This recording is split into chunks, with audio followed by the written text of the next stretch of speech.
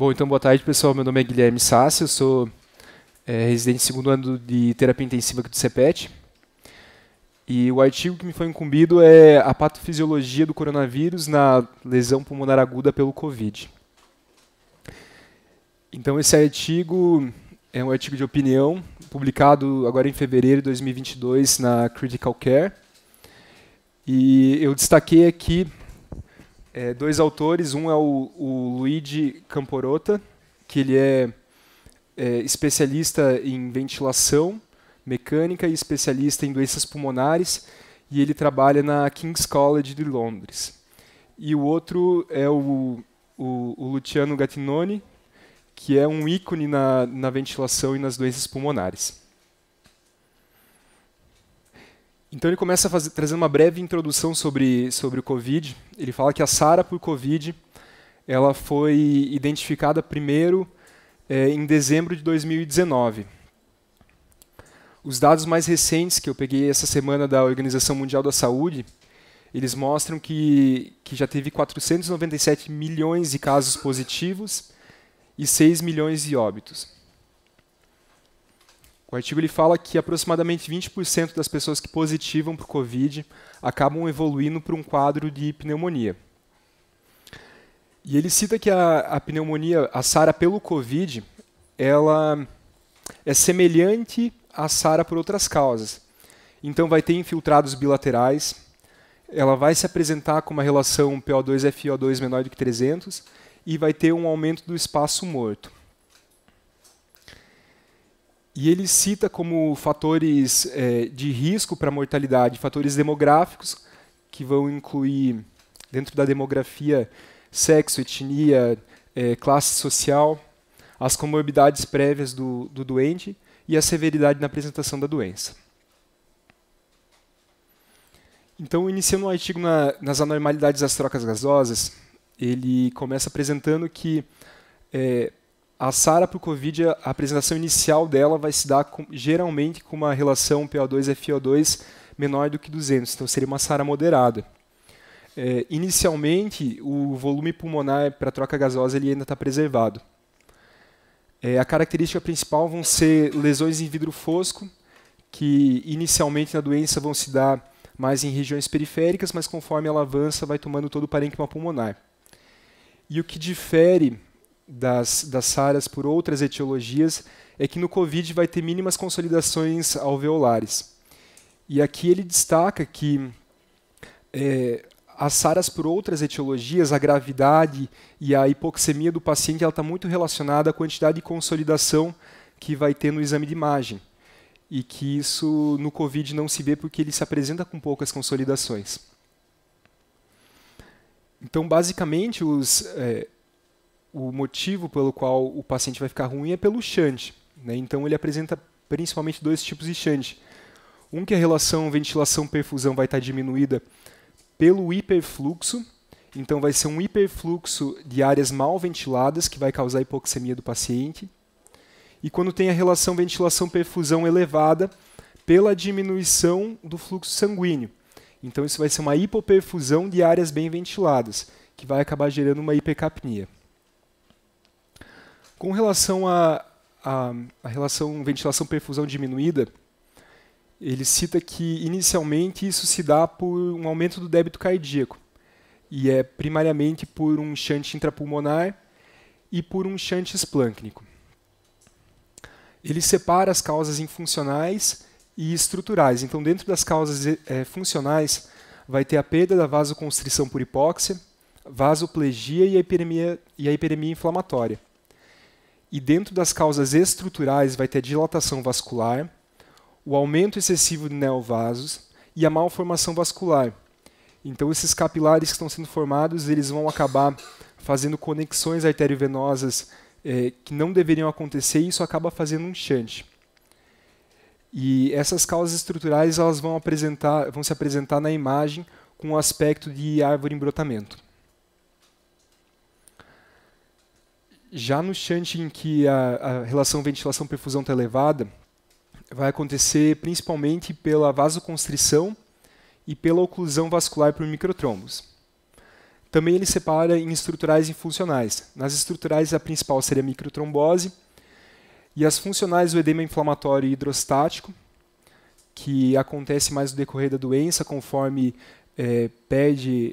conforme o endotélio é lesado e conforme o alvéolo é lesado, então faz um extravasamento de fluido, um encharcamento do alvéolo. E também pela PIP, que a gente usa para recrutar os alvéolos que estão colabados, mas essa PIP também vai fazer um aumento da pressão pulmonar e vai comprimir os capilares sanguíneos, então isso vai fazer um desvio do fluxo de sangue. Então essas causas funcionais deslocam o sangue das áreas que são dependentes para áreas que são não dependentes e mal ventiladas. Aqui, esse gráfico ele traz um artigo para mostrar os dois tipos de shunt que existem na COVID. Então, nessa primeira curva, é o shunt diminuído devido à perda da vasoconstrição e pelas malformações venosas. Então, aqui a gente pode ver nessa linha que não está pontilhada, nessa linha contínua, aqui é a linha de perfusão. Então, vão ser áreas extremamente bem perfundidas, mas que são áreas mal ventiladas. E nesse segundo tipo de shunt, que é o shunt devido à trombose, vão ser áreas que vão ser bem ventiladas, mas com uma perfusão diminuída. Agora, entrando em partes mais específicas, ele começa com a coagulopatia e com a inflamação endotelial. Então, ele cita que o COVID ele acaba fazendo uma tempestade de citocinas. Isso a gente já viu, já discutiu em diversas aulas.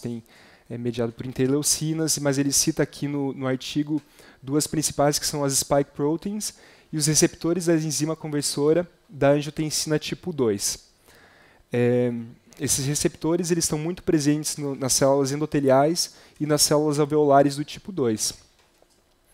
Então, essa tempestade de citocinas ela acaba fazendo um desarranjo da homeostase. E isso gera um estado de hipercoagulabilidade, faz com que tenha uma resposta inflamatória exacerbada e um dano endotelial. Um outro aspecto é a microangiopatia.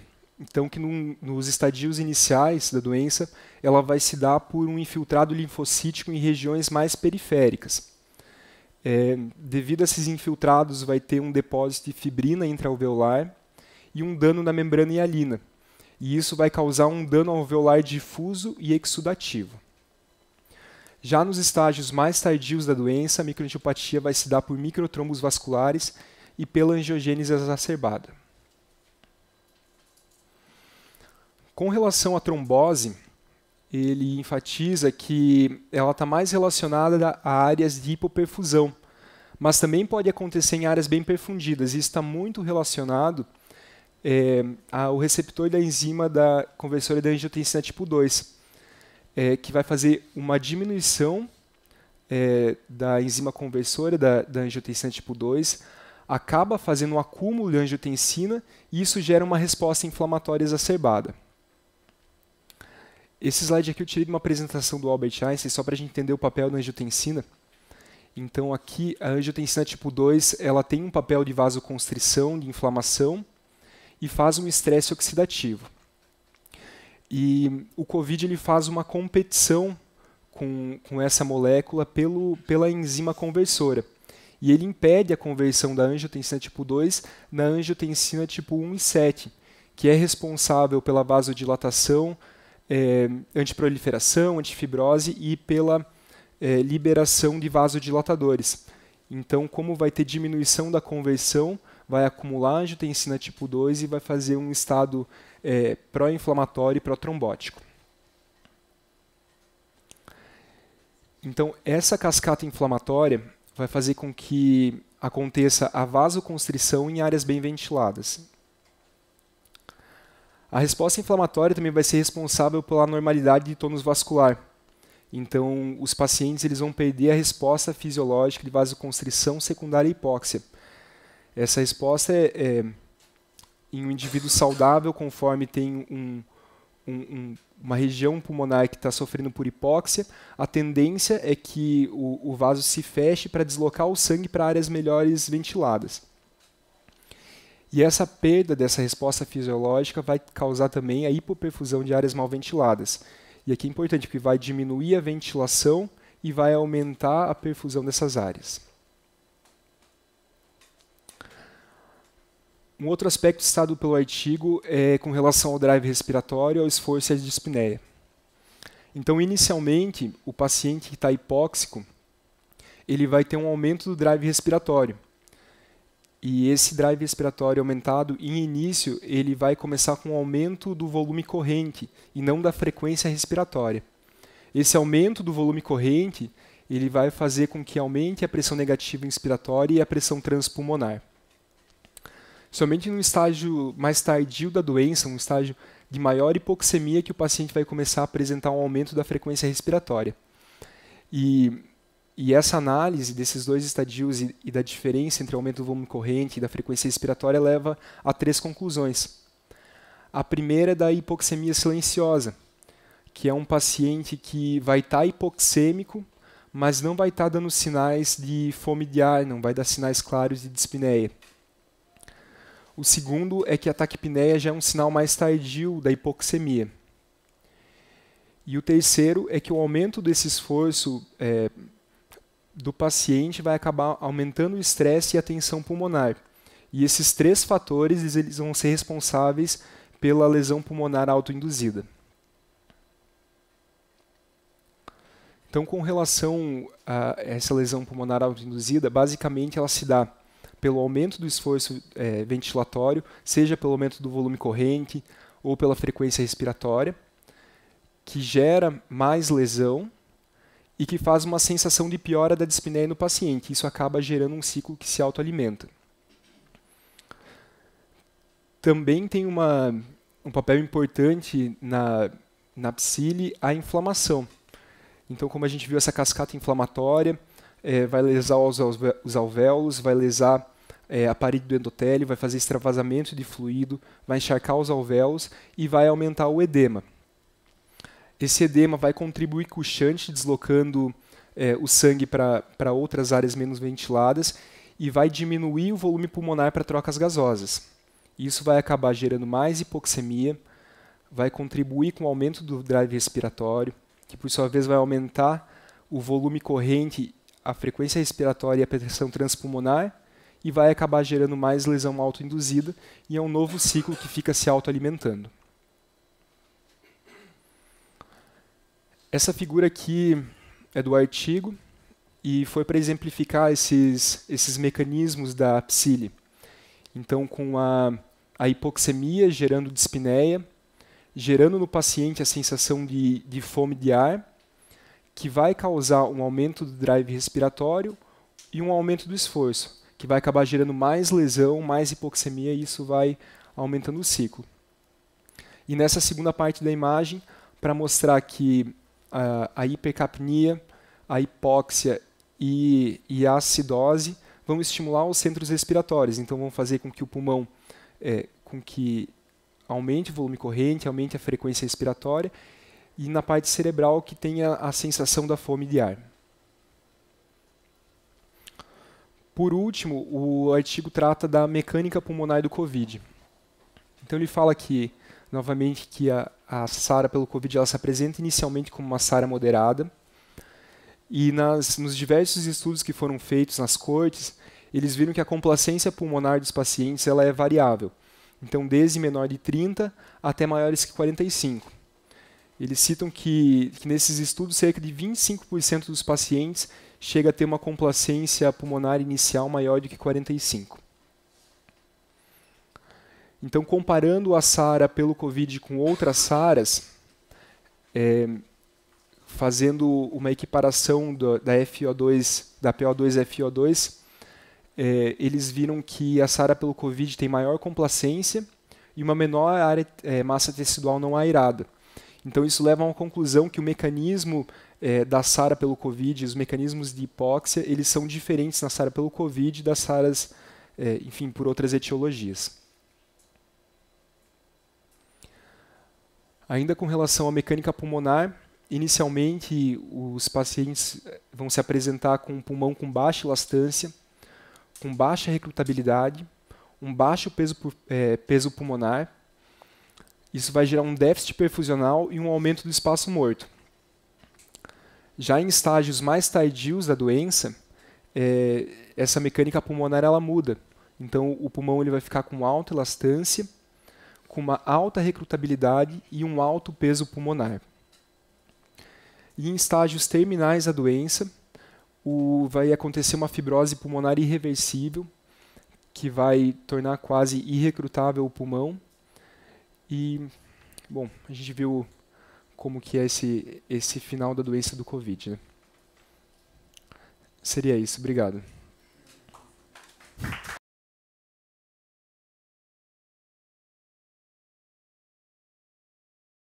O primeiro congresso que eu organizei foi um congresso do brasileiro, deve ter sido, em 1994. E eu tinha 12 anos que eu estava formado. E a gente resolveu fazer lá em Foz do Iguaçu. E a gente convidou o Gattinoni. E o Gattinoni foi uma figura especial. Aquele cara acordava de manhã fumando e dormia fumando. Ele passou assim, uns 2 dias que ele passou lá, praticamente na beira da piscina. Ele deve ter fumado uns 8 maços de cigarro, sendo pneumologista. Uma pessoa muito divertida. E depois, em 2000, no Congresso Mundial de Terapia Intensiva, foi em Sydney, ele era o presidente do Congresso. E ele fez a abertura do Congresso tocando piano e cantando. Ele mesmo. Tem esse lado bem italiano, é uma figura diferente. Mas eu acho que ele está errado. Eu não, né? Sou eu que dizer isso. O Gattinoni defendeu uma ideia. Para os residentes novos, a gente se encheu de estudar Covid. Chegou mais ou menos acho que maio, mais ou menos, do ano passado. Ninguém mais podia ouvir falar em Covid, a gente nunca mais tivemos uma aula de Covid aqui. Mas acho que durante 1 ano e pouco era só Covid. E o Gattinoni, ele foi durante muito tempo o responsável pela UTI da Universidade de Milão. Esqueci o nome. Alguém lembra do nome do chefe da UTI lá de Milão? Que é muito amigo dele. Mas, enfim, o Gattinoni se aposentou e foi para a Alemanha. Essa cidade na Alemanha, não sei pronunciar o nome. Uma cidade pequena. Ele é contratado lá para poder fazer pesquisa. Mas ele tem um vínculo forte com a Universidade de Milão e naquele hospital de Milão é aquele hospital que vocês viram aqueles vídeos em março de 2020 que tinha doentes saindo pelo ladrão. Acho que todo mundo se impressionou muito com o que aconteceu em março de 2020. Enfim, pegando o banco de dados do que tinha acontecido ali na universidade, ali no hospital da Universidade de Milão, no qual ele tinha sido responsável durante bastante tempo, e ainda tinha um vínculo grande, eles hipotetizaram a ideia de que a doença por Covid começa com uma forma leve e evolui com uma forma grave. Né? Que a gente passa por uma fase que parece clinicamente essa fase que você pega a doença, né? Com sintomas catarrais, gripais, chega no 7º, no 8º dia, se você tiver um oxímetro de pulso, eventualmente começa a fazer um pouco de dessaturação e você está um pouco hiperventilando. Sem perceber. Né? E chega no 11º dia, estou dizendo nas formas mais graves. Aí você faz hipoxemia, vai para o hospital, alguém te entuba, está cheio de lesões do pulmão. Você pega no 7º dia, já tem algumas lesões no pulmão, vidro fosco, tem algumas lesões algodonosas no pulmão, tem 25%, 30%, chega no 10º dia, 12º dia, você está com 60%, 70%, 80% do pulmão comprometido, e aí já é um pulmão que tem uma alta elastância e tem uma complacência bastante baixa, como são as SARAs, que vocês veem de outras naturezas. E que isso seria diferente no doente com Covid quando comparado com outras SARAs. Acho que a gente chegou a discutir isso mais ou menos em abril ou maio do ano 2020, mas houve muita crítica a essa proposta do Gattinone, do Marini, do Pelosi, eu esqueci o nome do cara dele, não. Mas enfim, são expoentes na área da medicina intensiva. Não sei se a gente chegou a discutir aqui, mas teve um editorial no American Journal of Respiratory and Critical Care Medicine, que é uma revista de epidemiologistas, criticando muito isso, porque não havia evidência de que existia essa fase L, a fase H, de que ela era uma construção teórica baseada em evidência clínica só, né? Mas que não havia dados factuais para poder demonstrar isso. Que ela precisa de mais informações, etc. Você dizer que as últimas revisões já não falam mais em fase L e fase H, falam numa lesão pulmonar progressiva como uma SARA qualquer, outra SARA muito semelhante às outras SARAs. Ele ainda defende essa ideia aqui. Me parece muito uma defesa assim, muito pessoal. O Gattinone é um cara muito comprometido com as suas próprias ideias. Que ao longo da história ele brigou muito com Marcelo Amato, ele não gostava de recrutamento, o Marcelo defendia recrutamento durante anos. Geralmente ele esteve mais certo, esteve mais do lado certo, do lado que deu certo. Não acho que tenha maldade do Gattinone, nada disso. Mas não sei bem se existe essa fase L e essa fase H. Mas aqui do ponto de vista clínico, vocês devem ter visto muito esses doentes, né, que passavam por uma fase em que essa lesão pulmonar, essa pneumonia induzida pelo Covid, ela parecia ser relativamente silenciosa durante uma fase. Né? O doente já tinha lesão, vocês faziam tomografia, né, tinha 20%, 30%, mas o doente estava bem, ele voltava para casa, né? Às vezes com o oxímetro de pulso. Esse oxímetro de pulso, enquanto se mantinha 94, 95, 93, 92 de vez em quando, era melhor ficar em casa. Né? Principalmente se ele conseguia atenção, conseguia chegar rápido no hospital, ele não precisava de vir para o hospital. Mas se tornasse mais importante a dispneia, ele vinha para o hospital. E durante até um tempo, vocês até tinham a proposta de fazer intubação precoce. Né? Uma ideia de que esse doente que tinha lesão 20%, 30%, que tinha uma hipoxemia borderline, abaixo do que 94, 92, 93, mas que vocês percebiam que ele estava com esforço respiratório grande, esse esforço respiratório poderia estar causando uma lesão pulmonar auto-infligida. Ou seja, a mesma coisa que você colocar o doente no ventilador, com ventilação por pressão positiva e colocar um volume corrente de 8, 9, 10 ml por quilo de peso. Isso causa distensão alveolar, similar a deixar um doente ventilando espontaneamente, em ventilação negativa, mas distendendo o alvéolo na mesma proporção. Né? Afinal de contas, o que causa a inflamação é a distensão mecânica do alvéolo, com consequente inflamação, biotrauma, e assim por diante. Acho que isso, conceito assim,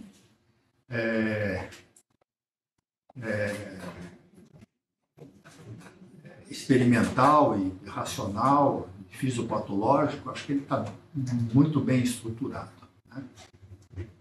Mas a comunidade não diz isso assim, é isso realmente que aconteceu com esses doentes. Os trabalhos que comparam intubar precocemente com intubar mais tardiamente não mostram diferença de que isso protegia o pulmão, né?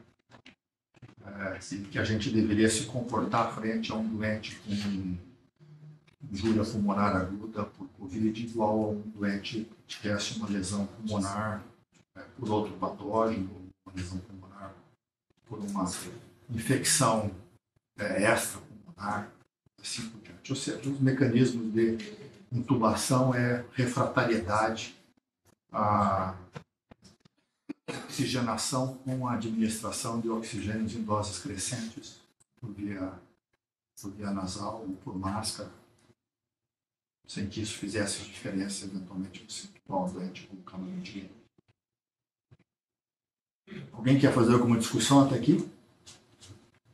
Fisiopatologicamente, parece que no momento em que o doente está mais hiperventilando, você tem mais lesões vasculares, né, mais relacionadas a uma sepse viral, com hiperatividade endotelial, com pequenos trombos dentro da circulação, né?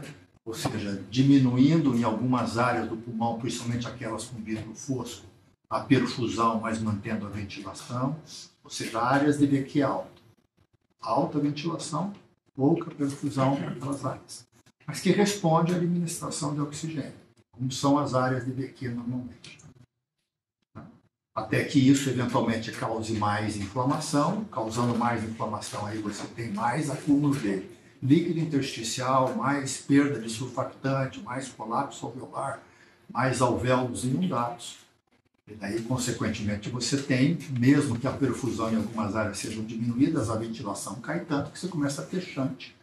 Na medida que você vai tendo mais shunt, você vai tendo mais resistência à oxigenação com o oxigênio suplementar, seja por catéter, seja por máscara, seja por VNI, seja por um helmet, seja por um catéter de oxigênio de alto fluxo. Nessa progressão, chega um determinado momento que esse doente que está numa fase daí mais avançada, ele vai precisar de um tubo e PIP.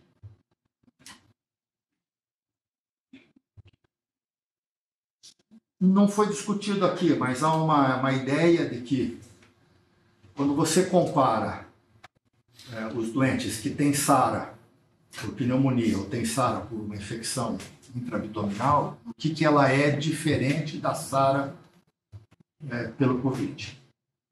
A SARA, não pelo Covid, também tem trombose de microcirculação, também tem trombose, em quantidades iguais, não tem mais nem menos. A resposta inflamatória parece ser muito semelhante. A mecânica respiratória é muito semelhante na SARA com Covid ou na SARA não Covid. Igual. A única diferença é que a SARA, por não Covid, ela parece ser uma coisa mais aguda e que eventualmente melhora mais rapidamente. A SARA pelo Covid, a SARA não Covid, né?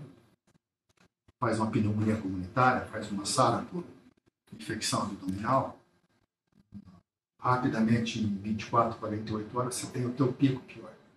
Depois você é melhor. A SARA por Covid ela é mais sustentada, mais lenta. Se isso for verdadeiro, isso pode explicar do porquê que o corticoide pode funcionar mais na SARA por Covid e funciona menos nas outras SARAs. Ou seja, provavelmente as substâncias que estão relacionadas à atividade inflamatória na SARA aguda são menos suscetíveis a serem controladas por corticoide do que essa SARA de evolução mais lenta. Afinal de contas, os corticoides funcionam para artrite reumatoide, mas não funciona para inflamação aguda, né? Essas inflamações mais lentas, ela funciona.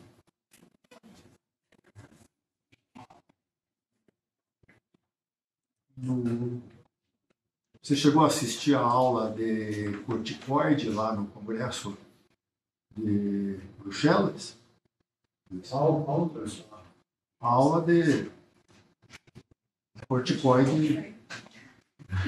Não sei se teve mais do que uma, não? Acho que essa não. Mas, enfim, teve uma sessão só da utilização do corticoide na SARA, de um modo geral. E o pessoal colocou muita dúvida no estudo da Organização Mundial da Saúde, no Recovery. Né? Ele tem muito poucos dados e a tendência vai ser repetir um estudo com corticoide nos doentes com SARA, para a gente poder ver se a gente deve utilizar corticoide nos doentes com SARA não Covid. O Codex tenha dado uma ideia a favor do corticoide, um número pequeno de doentes, de um grupo também, da Ilha das Canárias, que gosta e faz um monte de trabalho, não dá certo, mas que eles querem de alguma forma demonstrar que o corticoide não funciona, de repente esse um grupo, 200 doentes.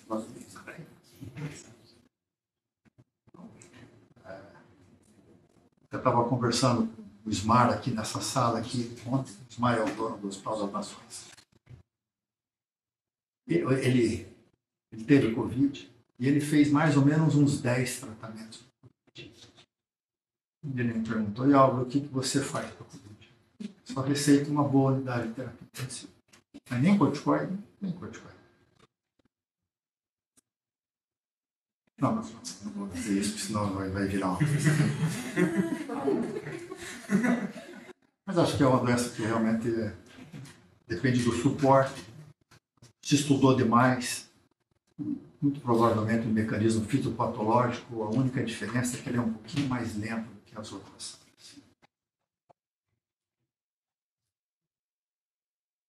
Ok? Mas pelo menos tem aí um trabalho publicado em abril agora, está na mão de vocês,